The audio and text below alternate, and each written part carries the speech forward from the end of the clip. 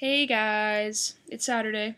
Um, the topic this week is PDA and pet names, and what do you like? What are you comfortable with in terms of PDA/slash pet names?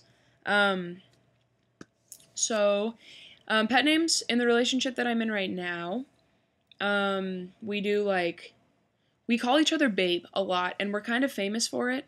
On the rugby team, like everyone calls us babe now because we only refer to each other as babe. I think it's more out of habit.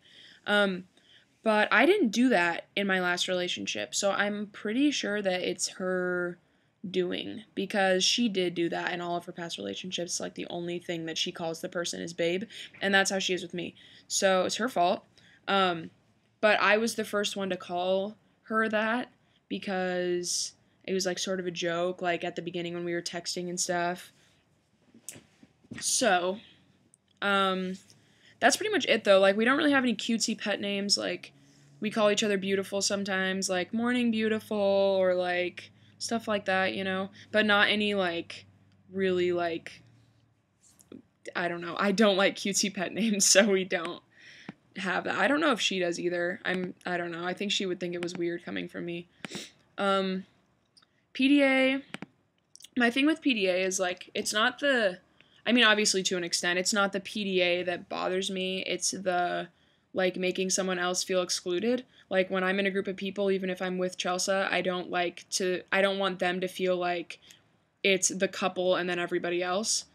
So in like group settings, I don't really like to be super affectionate because I just want to like be with the people that I'm with. Um, it also helps like if you're I feel like in when people are in relationships where they're like always like the couple, they fall into being referred to as the same person, and that bothers me so much. I hate that. So yeah, I try like I don't really when I go to class and stuff, like I'll kiss her goodbye or like we don't have a problem like hugging and like being affectionate in public at all, but if we're in like a like social setting and we're in a group of people, I'm more comfortable if we're not like all over each other, I guess. Okay. And then the question is perfect because last week after I made my video, I was like, crap, I want to rant about something else. But I was too busy and like I wasn't going to take down the one I already posted. So, but it's perfect for this week's question because it's about college. So I'm just going to talk about it now. The question is like, if you're at college, do you like it? What do you look for in a college? What did you look for? Like, just etc. Like, talk about college and stuff like that. So, I go to Seattle University, in case you didn't know that already. And here's the thing about Seattle University. They're on the quarter system. My high school is on the quarter system, and like my middle school was attached to my high school. So basically, I've been on the quarter system for this will be my 8th year. My high school, totally fine. Like, we start after Labor Day. We have a Christmas, like Christmas break is like 3 weeks or whatever, typical high school Christmas break. We get 2 weeks off for spring break. That was awesome for high school because most are only 1 week. And then we get let out in like May. Like typical like schedule, awesome. When I heard that Seattle was on the quarter system too, I was like, okay, whatever. Like that's like I would prefer to be on semesters because I wanted to like try that style, but it wasn't going to turn me away because I know I'm used to the quarter system and it gives you an opportunity to take more classes, which is I think why they do it. What I didn't look into was the actual start and end dates of school. We start September 27th. So after all my friends leave for school, like in mid-August, I hang out in Salt Lake City for 6 weeks by myself. And come to school. We start school like 3 days before October starts. Then we have 1 quarter up until Christmas break. So we get out for Christmas like super early because we're fitting 1 quarter into what normal schools fit 1 semester into. So we get like when the quarter ends, we just go for Christmas. So we get out for Christmas like early December, mid-December. We only are out for 3 weeks because then the school has to fit 2 quarters between June and or between January and June.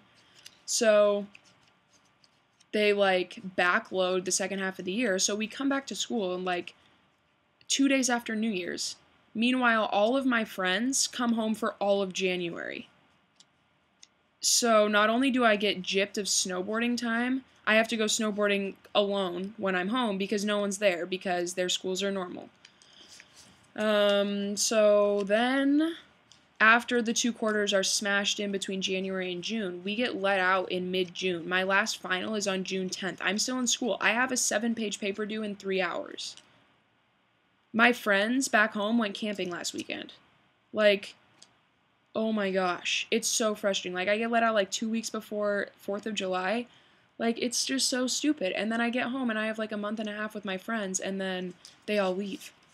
And on the job front, like trying to get a job and having to tell people like, yeah, I don't get out of school until mid-June. Like, not only are like all the jobs filled, but I can't even interview because I'm in a different state.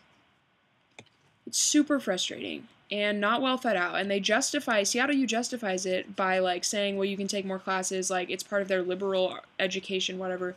Also, all of Washington's on the same schedule. So they justify it by just, well, it's the same as everyone else around here. Yeah, well, the thing about college is people come from out of state, especially private colleges. So, what the hell? It's awful. This video's getting long, but I'm super pissed that I'm still in school right now. My mind is completely checked out. I've never been in school this late, ever. And it really sucks, and I'm really looking forward to going home in some ways. In other ways, it's going to suck. But that's all for this week, guys. I'll see you next week. Have a good weekend. Enjoy your summer if you're on it. Bye.